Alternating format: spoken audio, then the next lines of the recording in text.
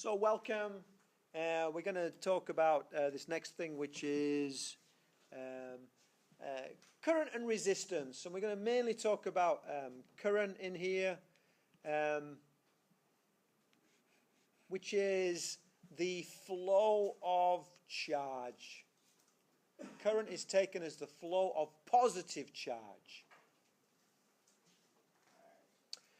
We know the electrons travel. It's just that they had to decide before they knew what was going on. So they said, well, we're going to take it as the positive charge. And once it's in there, it's like, do you drive on the right or do you drive on the left?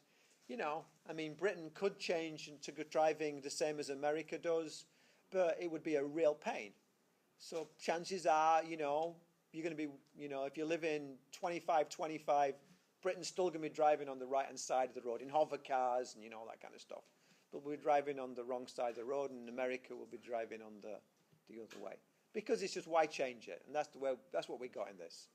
And we'll also talk about resistance, and resistance is basically the ability of a material to impede the flow of charge carriers. So an insulator has a very high resistance, and a conductor has a low resistance. They're not infinite and zero, as it turns out. They're high and low. Different conductors have different resistances, for a given example.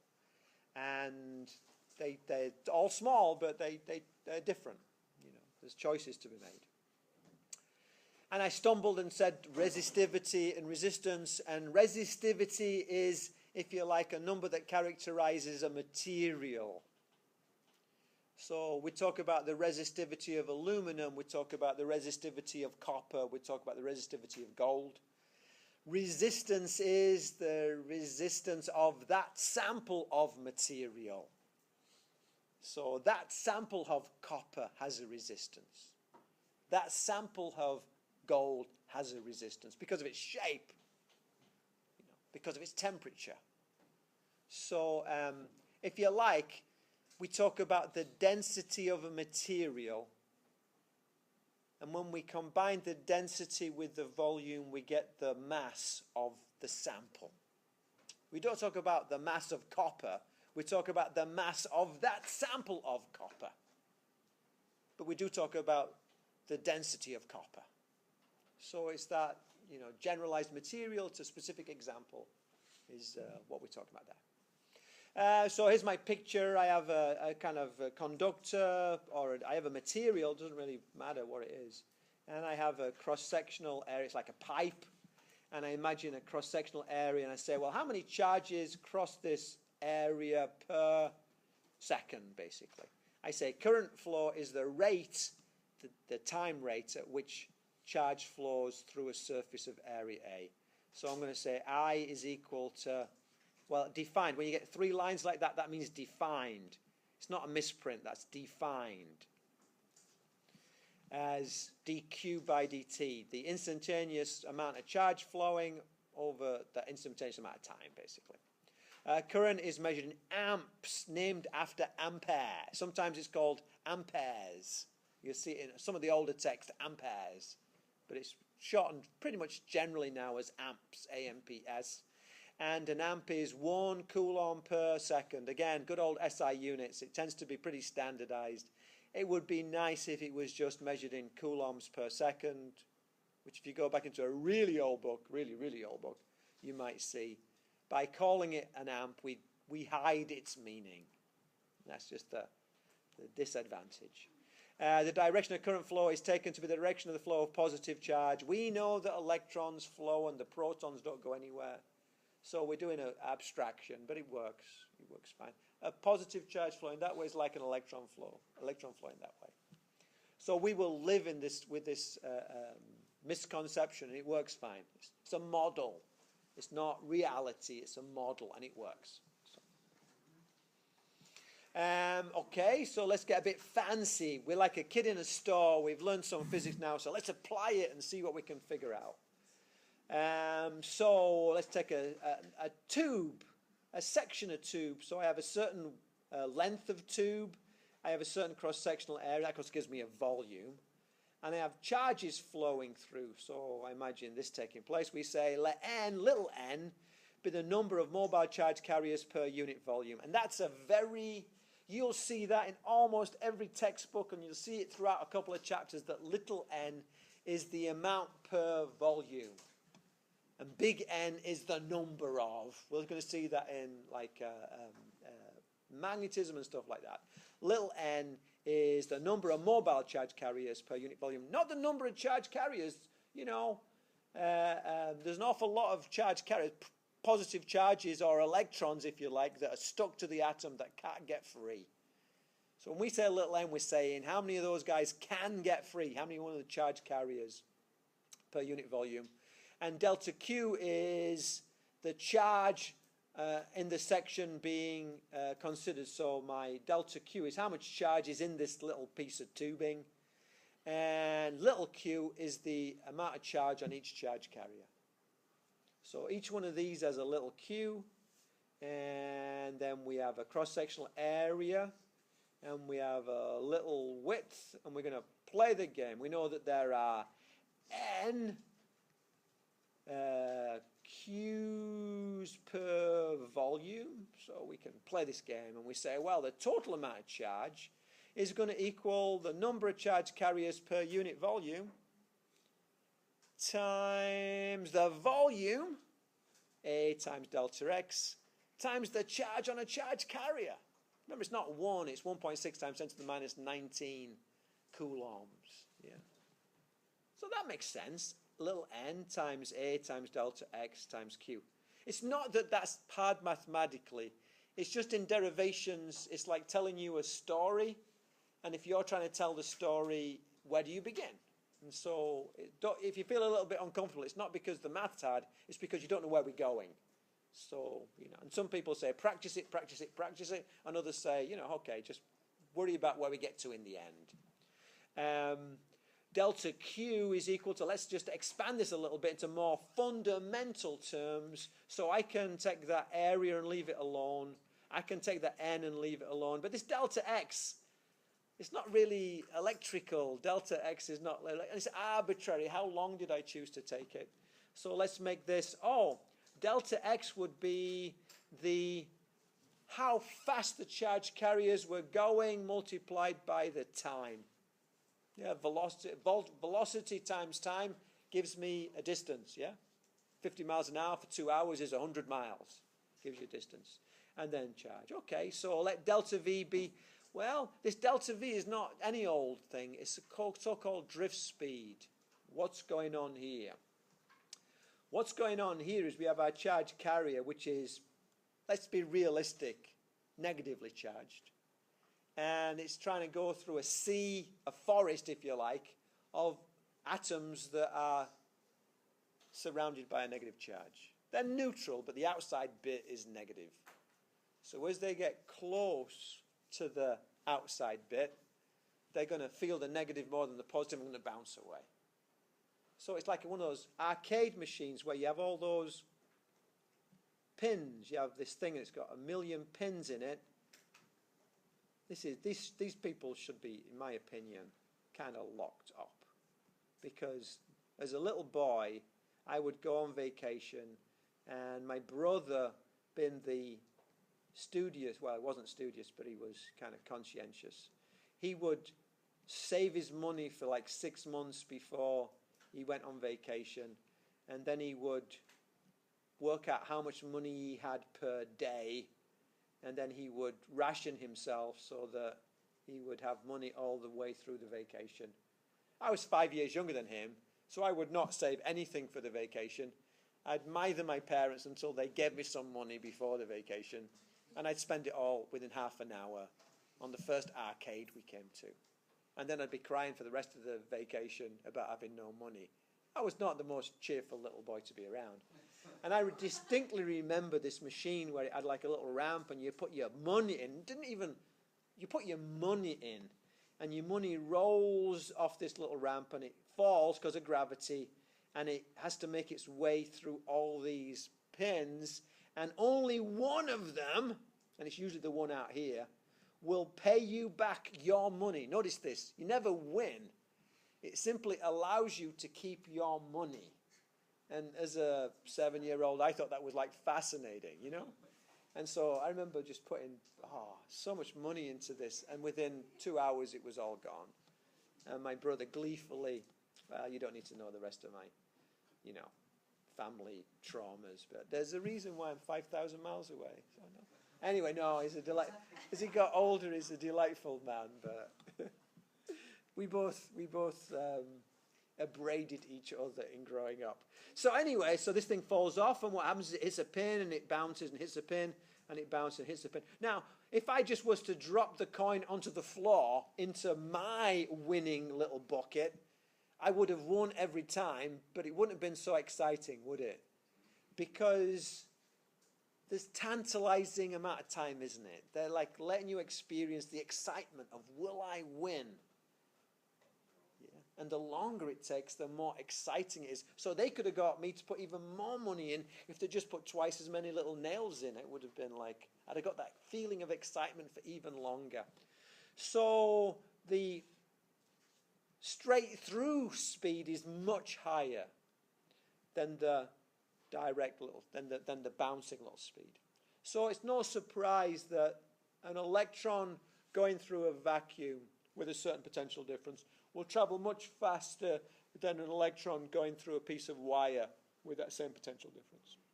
Because it's bouncing and bouncing and bouncing. But hold on. Yeah. So the drift speed isn't how actually the velocity of the such particle is, how long it would take it to get from... It's yes. So, okay. That's exactly right. Got it. It is so-called the speed of the random walk. And basically, it comes up time and time again.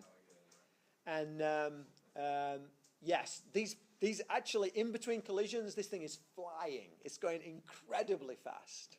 It's like you're running through a forest blindfolded, and you keep hitting trees. And you know, you're running as fast as you can, but you're not going very fast in overall terms. That's if you made it. If you make it to the end, yeah. So it's a very classic thing. Now, hold on. When I flick that light on, it doesn't take a long time for the lights to come on. They come on almost immediately. That's the next little wrinkle in the picture, and that is the fact that when you are on your bicycle and you turn the front wheel, and when you turn the pedals, you don't have to wait for that little cog, that little, what's the little called? Spline? Sprocket. Well, sprocket's the thing that sticks out. The spline? That you don't have to wait for that little spline to make it all the way back before your wheel moves. So it's not that the electron coming out of the battery is the one that lights the light. The electron coming out of the battery pushes the guy in front, that pushes the guy in front, that pushes the guy in front, that pushes the guy in front, which lights the light as soon as they all start moving. So the actual transmission of the signal of the current, the actual signal to start flowing, is transmitted very, very quickly. But the actual electron might take a long time to get to your light. The electron coming out of the power supply might take a long time to come out of the light. So there's different speeds going on here. There's like a whole bunch of different speeds.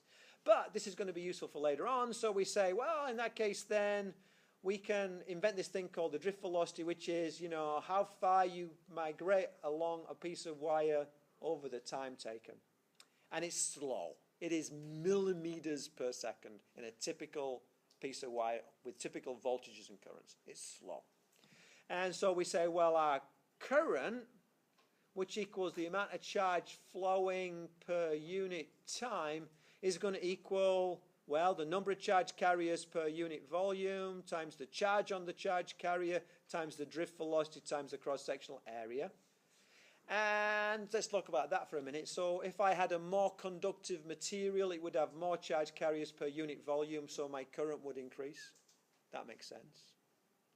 If I had more charge on the charge carrier, well, you know, it's 1.6 times 10 to the minus 19 for an electron, so we're kind of stuck on that. If I could somehow get my drift velocity higher, then I'd get more current flow. And if I had a big, thick piece of wire, that would, you know, more lanes, more traffic. I live up Bruceby Downs. 4 years ago, 5 years ago, it was crowded when there were 2 lanes. Now we got 4 lanes. It's crowded because more people say, oh, that's a nice place. Let's live up there. So, it's almost like no matter, they could have 20 lanes and it would still be crowded. Just be an awful lot more people living in Pasco County. It's like the way it goes. But more lanes, basically the more cars can go per second. So that makes sense. So does that make sense? Yes, it does make sense. And you can kind of visualize it, can't you? It's the number of charge carriers times the charge on the charge carrier times your velocity times your cross-sectional area. That's gonna make sense. If I want to enumerate my drift velocity, well, take the current in a piece of wire and divide it by the number of charge carriers per unit volume. You can look that up in a book, times the charge on a charge carrier. We know that it's 1.6 times 10 to the minus 19 coulombs. And the cross-sectional area, you can figure that out from the diameter of your wire. And I don't do it, but you can do it at some point. I might do it later on, actually. Okay. One interesting thing I'll mention now is just so by the by. If I have an AC current flow, most of the wires, that's AC out of the wall.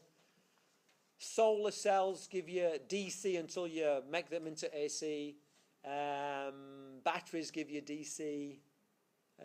But an awful lot of what we get is AC. AC has what's called a skin effect. And so if we look at a wire, it's actually just this outside edge that has most of the current flowing through it, like the bark on a tree, really.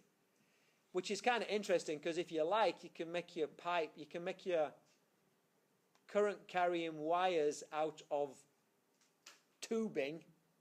You can run oil through the tubing to cool them down. So it's kind of nice. You're not going to use that middle volume anyway for current flow, so it's kind of nice. Little thing to put in your back pocket. Let's talk about a J, which is a current density vector. Current density vector is my current over my area. So I is equal to NQVDA. So J is equal to NQ times my drift velocity. The current density J and electric field E are established in a conductor when there is a potential difference across them. So if my E is there, I can have my J as well. And J is a vector, that's a vector, and that's a vector. J. Great.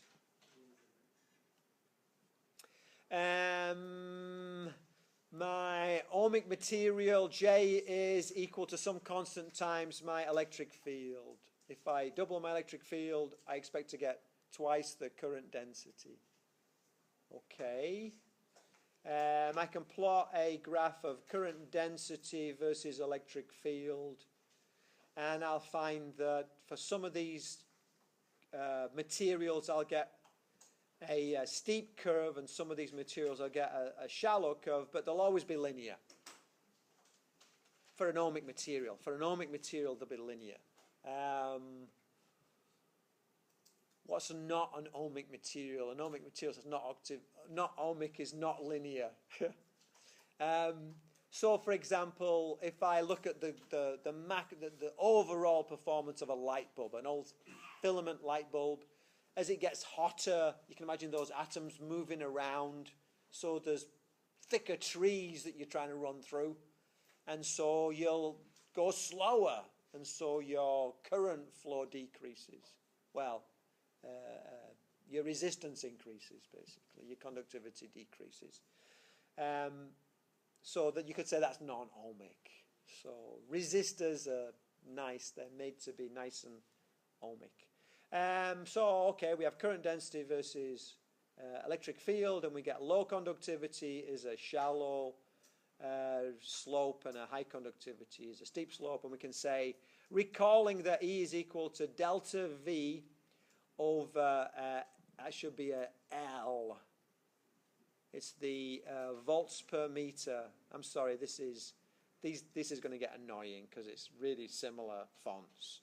And J is equal to I over A, so delta V is equal to L, J over phi, so that is L, so that's sigma. Sigma, so that's L over sigma A times I. And we can define, this is the important bit, we can define our resistivity as being 1 over sigma A, the conductivity times the area. So L over conductivity times area, which equals my delta V over I. And I stumbled through that, I'm sorry, but I get, if I plot I versus delta V, I get a similar looking graph, but now my high resistance is a shallow curve and my low resistance is a steep curve. So the slope of your IV characteristic is not resistance. The slope equals 1 over R, and that's a common misconception. People go, oh, it's resistance. No, it's 1 over resistance. And the equation we get is delta V equals IR. Notice, we're not plotting delta V vertically. We're plotting delta V horizontally. And the reason for that is typically we can control our delta V, and so that is our independent variable. And we get our current, which is our dependent variable. And traditionally you plot your independent variable horizontally and your dependent variable vertically. So because of the tradition, we tend to plot I delta V characteristics, and that is not what the equation is directly, well, it's the same, but it's got to be manipulated. The equation for this, if you want it, is I is equal to delta V over R. Is that right? I is vertical. Yes. So that means that my slopes are 1 over R. Okay. So it's not R. Okay, cool.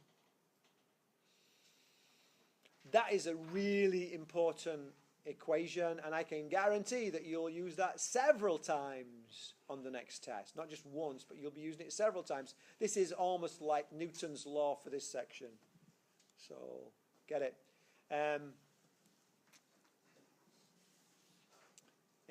we just go on from there. Okay. When I was a student, let me stop the tape here for a second. So we do delta V equals IR, and that's, take it home and know it. Delta V, R is measured in ohms. And the symbol for that is an upside down horseshoe, capital omega, I guess, and it's ohms. And cool. So the inverse of conductivity is resistivity. So resistivity. Okay. So this is about materials. So this is like copper has a resistivity, and copper has a conductivity. And the two are inverse of each other. Yeah? More conductive you are, the easier current can flow through you, the less resistive you are. We tend to talk much more about resistivity than conductivity, although colloquially the term is used. The unit for resistivity is the ohm meter, not the ohm per meter. And in some of the homeworks I noticed I've got it down as ohm per meter. That's bad me. But it's ohm meter. And, okay, so let's go from the material to the sample of material. And this is like, and it's very ironic, isn't it? The symbol for resistivity is rho. And where did we use that before? Density. And the analogy is in materials, the density is about the material, the mass per unit volume. And then you work out how much volume you have to get the mass. So for the mechanics and electricity, then in mechanics we had rho, which was density. And we have rho, which is resistivity. And then for the sample, we have the mass, which is for the sample. And here we have R, which is resistance. which is about the sample. You see that? We want to talk in general terms about material, talk about its resistivity. We want to talk about a sample of that material. Talk in terms of the resistance. And the resistance equals the resistivity times the length of the sample over the area of the sample for a cylinder, for a right cylinder. It's that cross-sectional area times that length. If it's a circular, spherical, it's a spherical glob of stuff, it's going to be a different equation. But for a nice tubular kind of block of whatever it is, some material, this equation we'll use. You could have, you could have that shape. It doesn't matter as long as it's not, kind of like that, It's got to be a uniform cross-section, I guess, is what I'm saying, yeah. Rho L over A, and I know that equation really well. What is the resistance of a cylindrical resistor, which has a resistivity? So my resistivity equals 4 ohm. Oh, can you see what I did there? Ohm meter. See, I started already. 4 ohm meter, a length of 3 meters, a cross-sectional area of 0.2 meters squared, and I want to find the resistance. So resistance equals rho L over A, which equals 4 times 3 times. Let's have a look. 0.2. Man, this was easy. So R is equal to 12 over 0.2, which equals 60. Sorry, 60 ohms. Yep. Did I do that right? Yeah, 12 fives are 60, so 60 ohms, yeah? Now, you're not going to get that on the test, are you? What am I going to do to make this a bit more interesting? Put yourself in teacher mode, and you might just like it and decide you want to become a teacher. Put yourself in teacher mode. What would you do to make this more interesting? One at once. I would give you the radius rather than the area. And I can tell you, if I did that, a section of the class will just put whatever number I give them down for the A, because they kind of know the equations, but they don't know what the letters stand for. I think that's pretty interesting. You think of the way it is? And then what's the other thing? The old standby. If nothing else is available to me, what can I do? Pardon? Oh, red herrings. I can tell you, got to be careful here, because sometimes the red herring I put in just changed the answer. And if you go via the red herring, you can get a completely different answer. So I got to be careful here. But I could tell you the temperature would be, 28.72 degrees C. You go, whoa, 0.72. That must be really important, And then what's the faithful old standby that I could do? I could do your ratio, but that's a different type of problem. Let's stick with just a numerical value. Prefixes. Yeah, prefixes. I could tell you, oh no, it's not 4 ohms per meter. It's 4 nano-ohms per meter. And it's not 3 meters radius, it's 3 micrometers radius. So that can come back in. And then I can do the 2 other types of problem. I can do a ratio. This is what it is now. Let's change things. What's the new one going to be? And the other thing I do is do a graph. How does the graph of, plot me a graph of R versus A for a cylindrical resistive material. Yeah, cool. So bring the changes. So I got, for just one equation, I got a whole bunch of things I can ask you. Forget that one. Oh no, let's do this one, because that is one of those changes. So a resistor has a resistance. So let's draw my little resistor. And R is equal to 6 ohms. What is the resistance of another resistor?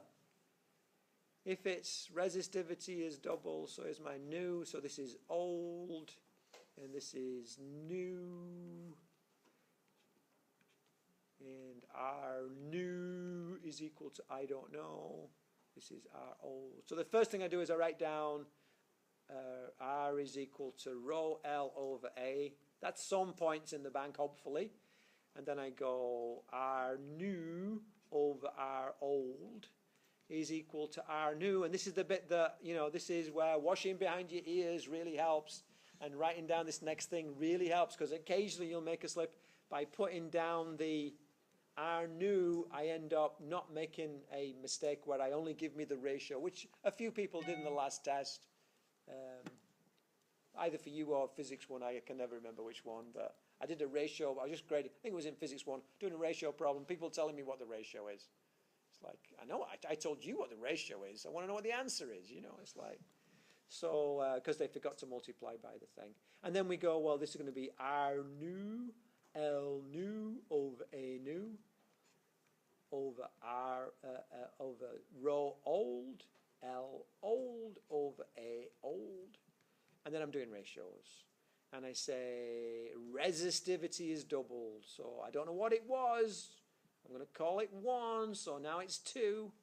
And its length is tripled. Well, I don't know what it was. I'm going to call it 1. But now it's 3. And its cross-sectional area is halved. So that's going to be, don't know what it was. I'm talking about area, so I'm just going to half it. Because I'm going to call it 1 in the old version.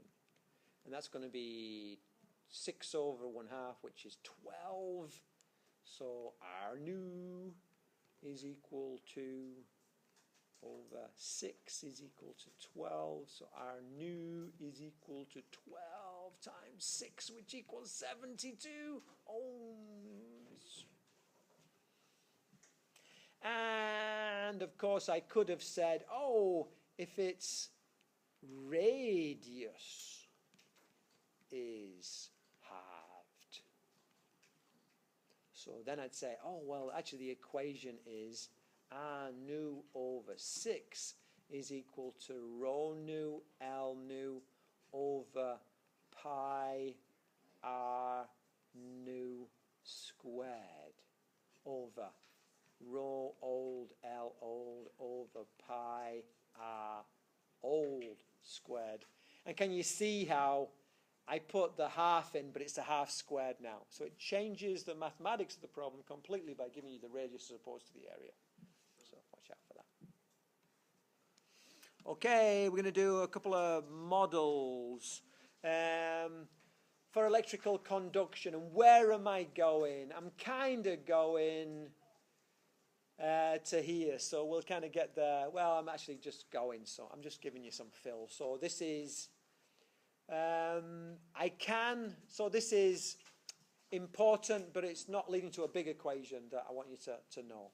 So I say, assume that the conductor is a rectangular array of atoms plus a collection of free conducting electrons. So we have this nice rectangular array of atoms, nice square or rectangles. And we have this array of conducting electrons. So I have these, let's make those bigger. Nice and uniform. And then I have inside here, I have a bunch of electrons. Electron, electron, electron, electron. And we're going to say, in the absence of an electric field, the conduction electrons move randomly through the conductor with speeds of 10 to the 6. And that's not a misprint. 10 to the 6 meters per second. That's 1,000 kilometers per second. That is about, let's be generous, 500 miles a second. That's like phenomenal speed. That's phenomenal. That's faster than a jet. That's a phenomenal speed. And where does it get the energy from? It's got energy from temperature, and it's really got little mass. So it flies along. So this thing is zooming along. And in the presence of an electric field, and because there's no electric field, it's any old direction, so there's no net travel. If I blindfolded you all and put you in a room and spun you around a few times so you didn't know which direction you were pointing in, and I looked on average, there'd be a quarter of you would be kind of going towards the back wall, a quarter would be kind of going towards left wall, quarter way. You wouldn't all move in one direction very often. Very occasionally you would. But by and large, you'd be going in random directions. So there'd be no net migration of the class. In the presence of an electric field, let's put you on a slope now. In the presence of an electric field, conduction electrons still move randomly. That means that they want to go in that direction, but there's a slope down towards this wall, so you'll tend to arc towards that wall. You want to go in that direction, you're going to arc down. And so what we find is that you will, in the presence of an electric field, the conduction electrons still move randomly, also drift in a direction that is opposite to the electric field, because they're electrons, they go in the opposite direction to the arrow for the E. Remember that?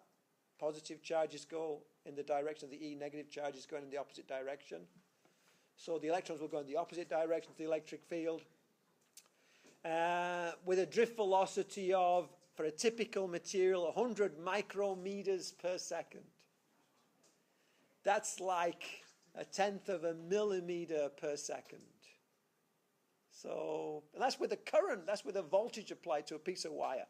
Very slow progress of the net progress of the electrons. Conduction electrons gain energy between collisions. So what happens is, I'm going there and I fall down. Oh, I go there and I fall down. Oh, I go down there, fall down. So there's random collisions, random directions, and maybe I'm going to go up here and, oh, I hit, and then I fall down. But stuff happens. Conduction electrons gain energy between collisions. That means they accelerate, lose energy during collisions because they're causing the atom to vibrate more, heats up the material. That's where the energy comes from. The energy given up during the collision causes the temperature of the conductor to rise. Cool. Let's do a little bit of math on this. I don't really care that much about it, but my force equals my charge times my electric field. And remember that F equals ma. So my acceleration equals QE over m. We've been there before. And then we did F equals V final equals V initial plus AT. So let's substitute in for A. And we get there.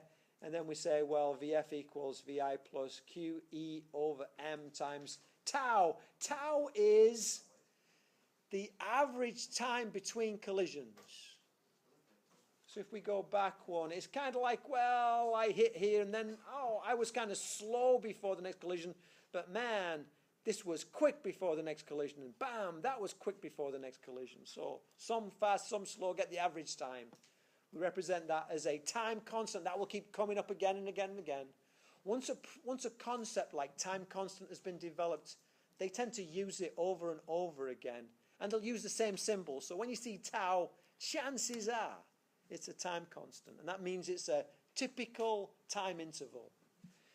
So time constant over m. And if we remember, not that I do, but if I remember that J is equal to the number of charge carriers per unit volume times the charge on a charge carrier times the drift velocity, which gives me that it's the number of charge carriers per unit volume times the charge on a charge carrier times the charge on a charge carrier times the electric field times the mass of the charge carrier times the time constant, and I substitute in, I get that, well, let's go over here. Resistivity equals the mass of my electron, number of charge carrier over my number of charge carriers per unit volume times the charge on the charge carrier squared times my time constant. Yes? Would we ever come across an instance where like the time constant would be in the same situation as torque? No, I don't think so. I can't think of one. Cool. Is there like any empirical way to find n? Like in a, if you had. Oh, they do. Yeah, they have. But like outside of like a purely like laboratorial setting where you have probably a small number of charge carriers, right? Relatively. I got to be honest. I don't know how people like NIST work out what rho is, work out what n is. I suspect it. I suppose it could it be theoretical. I really don't know. But one way you could do it, you could measure the current flow and then work backwards. Yeah. I suspect that's how I'd do it, but I'm not NIST. I don't know how they do it. Maybe I should look that up. I don't know how they do it. Yeah. But it is, those numbers are on, you can go to the engineer's handbook and they're all there. Yeah. And different, not just like, copper and aluminum. There'll be, there's different types of aluminum, not different types, but different compounds based on aluminum. You know, different. It's a. I don't mean compound. I mean mixes. You know, aluminum mixed with something else, forming an alloy. Different alloys, I think. So that was a nice drive. It's a nice, interesting thing, but it doesn't really take us very far. But this comes out of a hat. This is like what we find is that if I want to look at my resistivity versus as my temperature changes, it follows a linear path. So this is resistivity at a certain value, and this is R naught. This is rho naught. That means the resistivity at a set value, and this is my temperature naught. And this is my temperature. And for a certain range, we have a certain linearity, and so we call this alpha. Over a limited range of temperature, the resistivity of material changes linearly with temperature. Rho naught is the resistivity at a standard temperature, usually 20 degrees C. Alpha is the temperature coefficient of the resistivity. Now, big T typically means temperature in this section, this context, as opposed to tension, although, you know, got to watch out for that. But it doesn't tell you whether it's degrees C or degrees F or K. And it turns out on this, the reason why they don't specify it so much is because as long as you're working in the same unit for T and T0, and you specify your answer for alpha in the correct units, you can use any of the ones you like. If I rearrange this, I'm going to say, all right, resistivity over resistivity naught is equal to 1 plus alpha T minus T naught. Okay. So this is going to be, did I do that right? I did that right, didn't I? So then I'm going to say density over density naught minus 1 is equal to alpha T minus T naught. And then I'm going to say, alpha is going to equal density, resistivity over the resistivity naught minus 1 over T minus T naught. Last time I checked, resistivity divided by resistivity is dimensionless, and 1 is dimensionless. So the units for this would be 1 over degree of temperature. So it could be 1 over degrees C, or 1 over degrees F, or 1 over degrees K. Yeah. So it's a weird unit, but that's what it is. So it doesn't matter. So the reason why they're not being picky about, should I substitute it in degrees K or degrees F, because it cancels out. We're doing a subtraction. Remember we said subtraction is great in Fahrenheit, degrees C or degrees K. It's ratios where you really have a problem with ratioing. Degrees C is kind of meaningless. You've got to ratio degrees K. Material has a resistivity of, I'm actually getting... When it happens once, it's a slip. When it happens twice, that's an issue. So I had an issue, certainly this time I had an issue with that unit because I keep making that same mistake. So and that's with a test. When I look at a test, if it happens once, maybe the hand needs to be slapped, but it's, could be a slip. But when it happens 2 and 3 times, no, that's an issue. They've got to go back and address that. So resistivity, so rho is equal to 4 ohm meter, and T is equal to 20 degrees C. Well, that's rho naught and T naught. And then the same material as the resistivity, so that is equal to 9 ohm meter. And T is equal to 30 degrees C. So what is the coefficient of resistivity of material?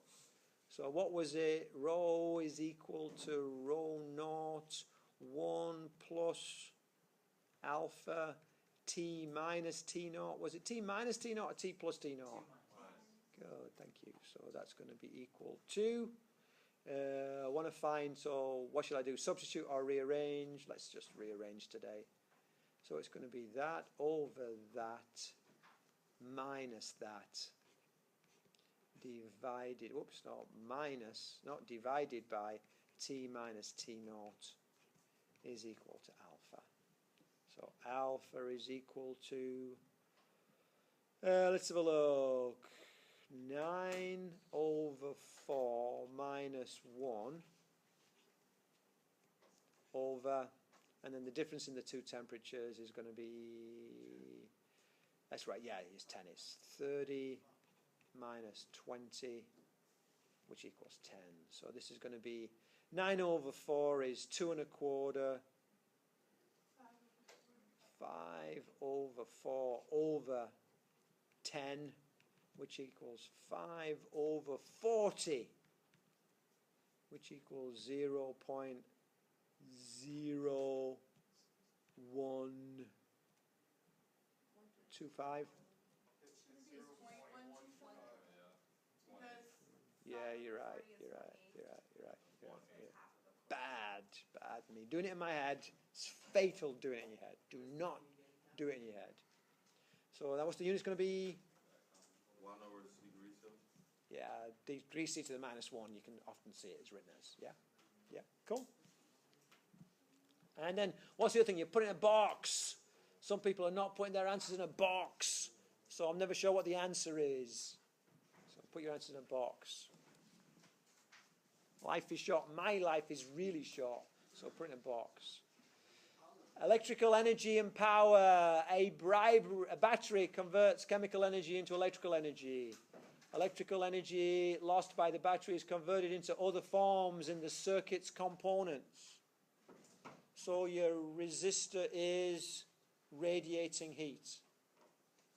It doesn't come back. Your capacitor is creating an electric field.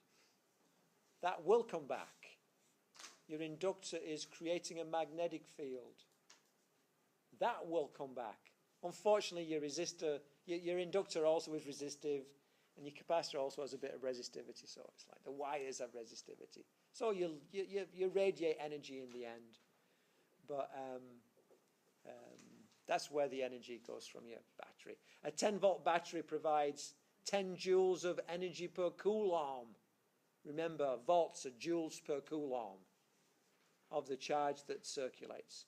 If during an experiment 4 coulombs of charge passes through a simple circuit before returning to the 6-volt battery, then 24 joules of energy was dissipated in the circuit.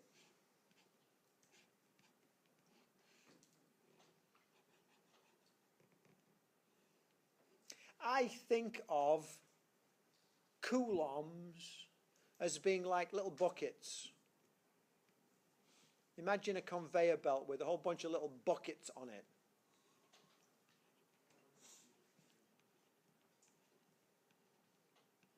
And the battery's job is to fill these buckets with a certain amount of energy per bucket. A 10-volt battery gives you 10 joules of energy per bucket. A 5-volt battery gives you 5 joules of energy per bucket. A 1.5-volt battery gives you 1.5 joules of energy per bucket. So if you have a bigger voltage EMF, you need less coulombs to take the same amount of energy to your device. And what happens inside that device? You spend that energy, you glow, or you radiate, or you do something. And then you return the empties. Now, it's a little bit, there is a little bit of resistance down here, so, you know. But you can, in principle, say no electric field in the wires, all the electric field is across the resistor. So, simplifies things. So, think of it as being an energy delivery system. So, we say, if during an experiment, my Q is equal to 4 coulombs, passes through a simple device, delta V equals 6 volts, then U is equal to Q delta V, which equals 4 times 6, which equals 24 joules. Yep. power dissipated? Well, let's say this took delta t equal 2 seconds. Power is equal to u over delta t, which equals 24 over 2, which equals 12 watts. So units really help you. Okay.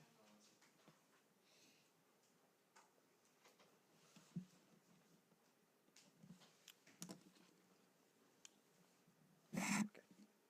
Cool. Okay. Forget that. So electrical power. Let me just see how many more I've got. Oh, I've only got one more. Electrical power. This is in a way sad. Power is always badly answered. And I don't know why. I'm not teaching it well enough because it never goes well. Power is equal to the energy per unit time, or it's the work done per unit time. So that's power. In electrical terms, I can say, well, I can say power is equal to the current times my change in voltage. Let's just look at that from a units point of view. My current is coulombs per second. And my voltage is joules per coulomb. So that equals joules per second, which is power, yeah? So we can see that this is looking at units, yeah? So I say P is equal to I delta V. P is equal to I delta V. Now, actually, I can substitute. I know Ohm's law, don't I? Delta V equals IR. So I can substitute in for delta V and I get I squared R. And I can substitute in for delta V and I get delta V squared over R. So again, three equations. I only know one. I only know two. I know that guy and that guy, and I will figure out the rest. But if you do a ton of homework, you'll get so that you know the others as well. So the second time today we've had, for the energy in a capacitor, we saw that last chapter, and again we see, 3 different equations, and we can sort them out. A current of 6 amps flows through a 5 ohm resistor. So let's have a look. 6 amps. So let's draw this thing. So here's a power supply. And here's my resistor. And this is 5 ohms. And this is 6 amps. The current flows from the positive plate around the external circuit. So, okay, and it's going to come back. That's still going to be 6 amps. People say, how can there be a current when you've used up all your energy? Well, it's empty's been returned. The current is the charge carriers, not how much energy they've got. So I say, a current 6 amps flows through a 5 ohm resistor. What power is dissipated? Watts equals volts times amps, delta V times I. So what do I know here? I know my I is equal to 6 amps. I know my R is equal to 5 ohms. And that's it. Oh, no. Yes. So I say, well, okay, well, delta V equals IR. And so I want to get rid of delta V. So P is equal to IR times I, which equals I squared R. So P is equal to, it's going to be 6 squared times 5, which equals 36 times 5, which equals a half of 360, which equals 180 watts. And if I said, what is the U in 5 min? How much energy flows in 5 minutes? I would say U is equal to P dt. Why? Because P is equal to U over delta T. So U is equal to, going to be P, which is 180, times my delta T. And my delta T is not 5. It's 5 times 60 times 60. Oh, not 5 hours, 5 minutes. So U is equal to 180 times 300, which equals 0, 0, 0, 3 8s are 24, carry 2, 3 2s are 5,240 joules. And I don't know, I practiced that a lot when I was a kid, I guess, because that seems to me quite accessible, but if I had that second bit, it tends to be not answered so well. Maybe there's not an equation, not a clear equation for it that we've just done. It's more of a background thing. We're done!